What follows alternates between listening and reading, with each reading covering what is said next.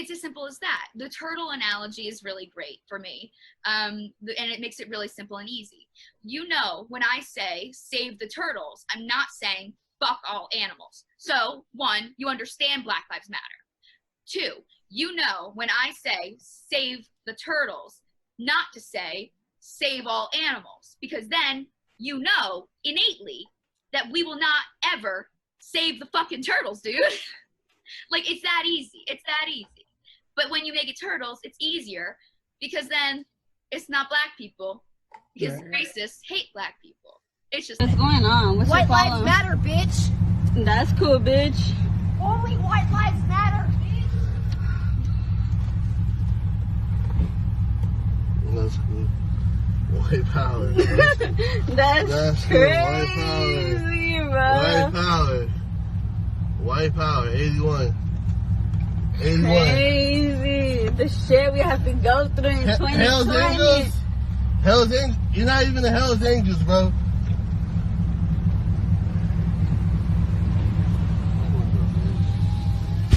Crazy. I watch out for this bitch, bro. Back up, babe.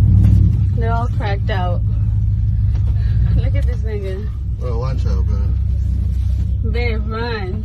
Watch out, bro. Back up. Babe, move. I don't know what the. Yeah, I think, and part of the problem though, and I'm not defending anybody that can't comprehend this in a sense, but like, it's like, especially in a conservative town like ours, people are raised to have these conservative ideals, and they go to school where they're taught these conservative ideals, and they center themselves around people who have these conservative ideals. So like, they don't get it.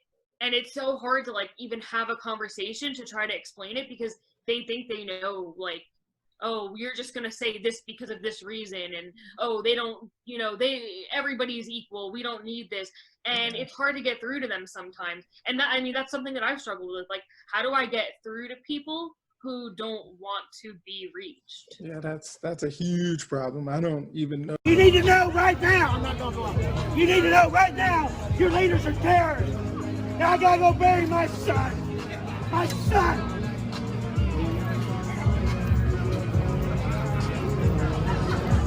That is you got to follow and go to one or another and another and another to get to understand the whole picture. Because we're looking at this here and here, we're not looking at that whole picture. We got to see that whole damn picture. As one. That's right. Respect that. That's right, guys. Gerald, we'll be back. We got Volunteer Tuesday. Come spread the good word. I will. All right, bud. So where you would, the only way I know of that I can think of, not know of, but the only thing I can think of in a situation like that is because a lot of people are exactly what you said, Megan. They were raised in those type of conservative environments. And for some odd, strange reason, they refuse to even listen and try to comprehend and sympathize or empathize with another culture. And it's just so crazy. And the only way I can personally think of where they would start to consider it is when and if, because almost a lot of the times it won't, when and if it ever affects them personally. And that's like, yeah, it's crazy. This is a test to see what side of the fence you're on, liberal or conservative. If you're a conservative and you don't like guns, you simply don't buy one. But if you're a liberal and don't like guns, well, you want guns outlawed. If you're a conservative and you're a vegetarian, it's simple. You just don't eat meat. But if you're a liberal and you're a vegetarian, you want meat products banned for everyone. If you're a conservative and you're down on your luck, you will think of ways to better your situation. But if you're a liberal and you're down on your luck, you're wondering who's going to help you out of it. If you're a conservative and you don't like the show that's on TV, you will just simply switch the channel. But if you're a liberal and you don't like the show that's on TV, you want the whole channel removed. If you're a conservative and you're a non-believer, well, you simply just don't go to church. But if you're a liberal and you're a non-believer, you want any mention of God or Jesus, anything like it, to be silenced. If you're a conservative and you look for health insurance, well, you'll shop around or either choose a job that provides it. But if you're a liberal wanting health insurance, you expect everybody else to pay for it. Trump 2020, all honestly, the thing that seems to be a common thread when it gets down to it with these people is that they don't know what they don't know. You know what I mean? So it's like when I learned all the things that when I learned the tip of the iceberg of the things I didn't learn, that's when I really radicalized left, because that's what really moved me to the left in terms of my politics, because I was like, wow, I have no idea what Black people, what brown people, what Asian people, I have no idea what these people have gone through, because I cannot trust my knowledge anymore. And once that clicked for me, it opened up a whole new like realm of learning for me, because I realized that I was not in the superior position of knowledge. I was in the inferior position of knowledge. And I needed to be taught by these people who know their own experiences and their own history more than me. And that needs to click. So for me, my best tool has been information and facts. I have sat on the sidelines of race relations long enough. I want to march down that field of oppression and kick that ball of bigotry right over the goalpost of intolerance.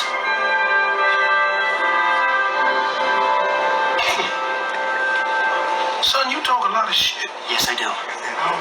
But you down. And being like, hi, yeah. So what you might not realize is that the term Indian is derogatory because of this history. You don't realize because you don't know this history. If I explain to you this history, then now you can see why it's ignorant for you to defend this word.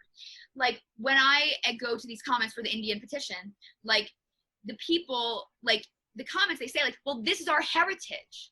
They really believe that their high school mascot being the word Indian is their heritage. And it's because they don't realize, they don't know that the word Indian was what it was.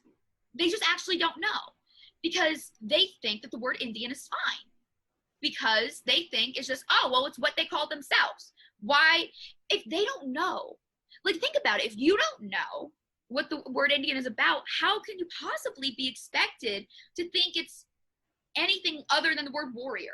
Well, if you don't know, now you know, nigga. Right. It's like, but if it's anything, it stems all the way back from like being taught that Columbus found America. Like I remember being in high school and finding out that Christopher Columbus did not find America. Like it took me from elementary school all the way to high school believing this lie. And then I like remember thinking like, oh, like what other lies were they telling me? Like, I can't believe I went like a majority of my childhood and preteen years thinking that the United States of America was founded by Christopher Columbus.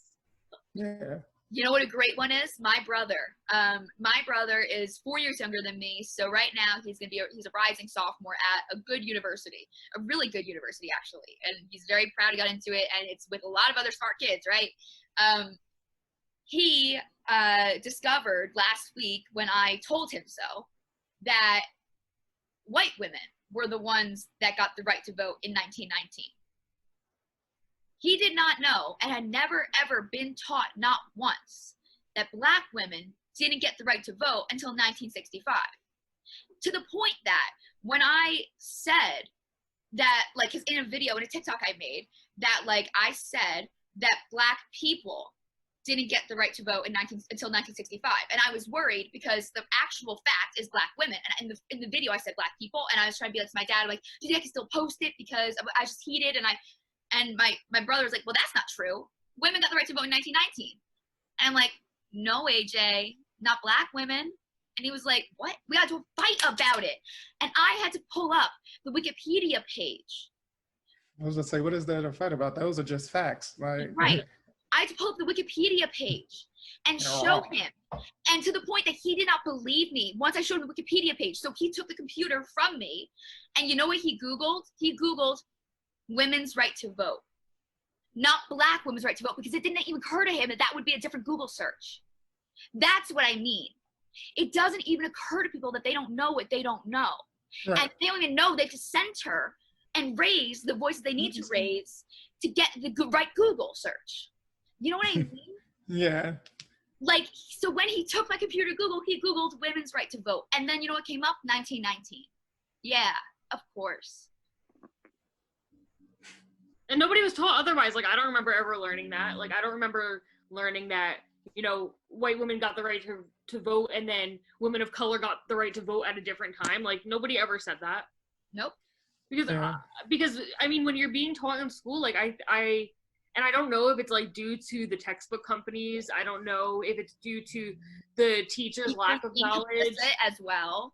It's the whole structure. You know what I mean? It's not just any one thing. This is why when we say this is why we don't say systematic racism anymore. This is why we say systemic racism now. Jamal is a boy who lives in a poor neighborhood. He has a friend named Kevin who lives in a wealthy neighborhood.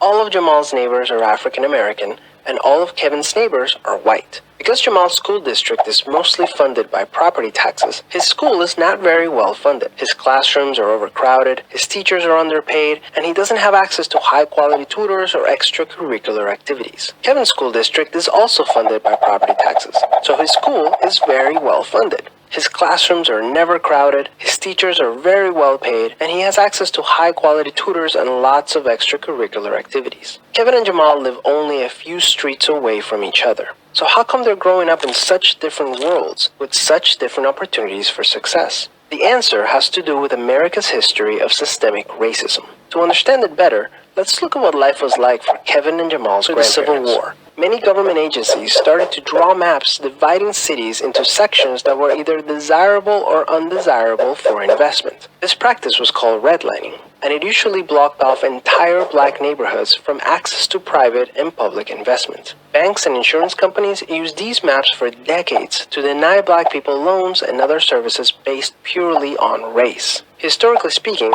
owning a home and getting a college education is the easiest way for an American family to build wealth. But when Jamal's grandparents wanted to buy a house, the banks refused because they lived in a neighborhood that was redlined. So Jamal's grandparents were not able to buy a home, and because colleges could prevent them from attending through legal segregation, their options for higher education were really scarce. Kevin's grandparents, on the other hand, got a low-interest loan to buy their first house and got accepted. Even as late as the 1980s, an investigation into the Atlanta real estate market showed that banks were more willing to lend to low-income white families than to middle or upper-income African-American families. As a result, today, for every $100 of wealth held by a white family, black families have $5.04. A 2017 study confirms that redlining is still affecting home values in major cities like Chicago today. This explains how Kevin and Jamal inherited vastly different circumstances. Unfortunately, the story doesn't end there. A big part of systemic racism is implicit bias. These are prejudices in society that people are not aware that they have. Kevin and Jamal. Against all odds, Jamal manages to be the only student from his high school to get accepted into a great university, the same one that Kevin and his high school friends are attending. But after Kevin and Jamal both graduate, Jamal notices that his resume isn't drawing as much interest as Kevin's, even though they graduated from the same program with the exact same GPA. Unfortunately for Jamal, studies show that resumes with white-sounding names get twice as many callbacks as identical resumes with black-sounding names. Implicit bias is one of the reasons why the black unemployment rate is twice the rate of white unemployment, even among college graduates today. You can see evidence of systemic racism in every area of life. The disparities in family wealth, incarceration rates of systemic racism. Unfortunately, the biggest challenge with systemic racism is that there's no single person or entity responsible for it, which makes it very hard to solve. So what can you do? The first thing you can do is work towards becoming more aware of your own implicit biases. What are some prejudices that you might hold that you're not aware of? Second, let's acknowledge that the consequences of slavery and Jim Crow laws are still affecting access to opportunity today. As a result, we should support systemic changes that create more equal opportunities for everyone. Increasing public school funding and making it independent from property taxes would be a great start, so that poor and wealthy districts can receive equal access to resources. Systemic problems require systemic solutions. Luckily, we're all part of the system, which means that we all have a role to play in making it better. Peace.